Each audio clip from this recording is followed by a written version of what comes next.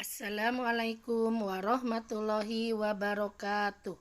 Wilujeng enjing, kumaha damang, mudah-mudahan anak-anak sadayana sehat walafiat. Amin ya robbal alamin. Anak-anak, hari ini kita akan belajar nyatet pokok-pokok pasoalan. Nyatet pokok-pokok pasoalan yaitu mencatat pokok permasalahan. Caranya dengan mencatat pokok-pokok permasalahan di setiap kalimat. Baiklah anak-anak, sekarang dibuka buku paket halaman 76. Di situ kita akan nyaritakeun kejadian di handap. Di dalam bacaannya yaitu di jalan-jalan raya Patali Marga Pohara ramena.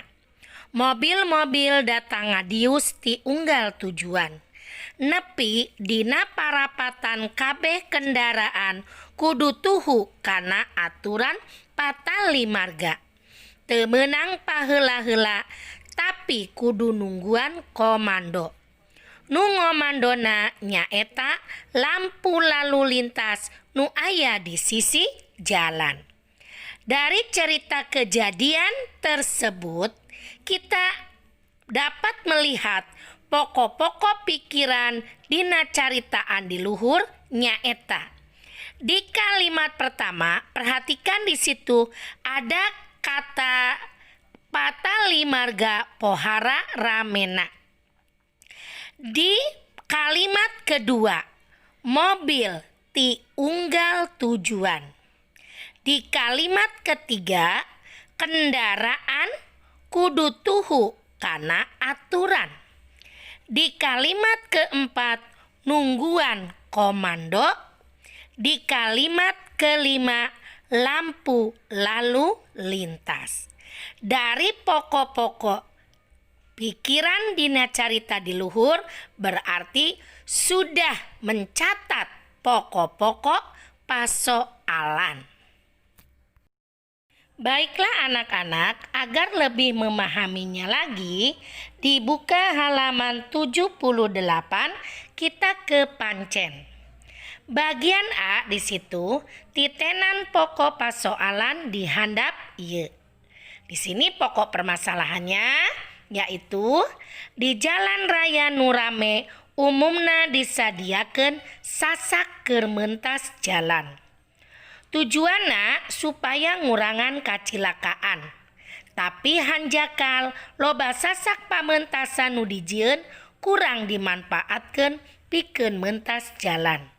Masih loba keneh jelema anu meuntas jalan liwat jalan handap sanajan di luhur aya sasak pameuntasan.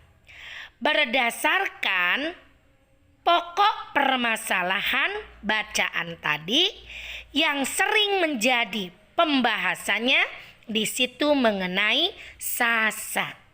Baik, kita coba sama-sama untuk mengerjakan yang bagian B-nya yaitu mencatat pokok-pokok pasoalan dina carita di luhur.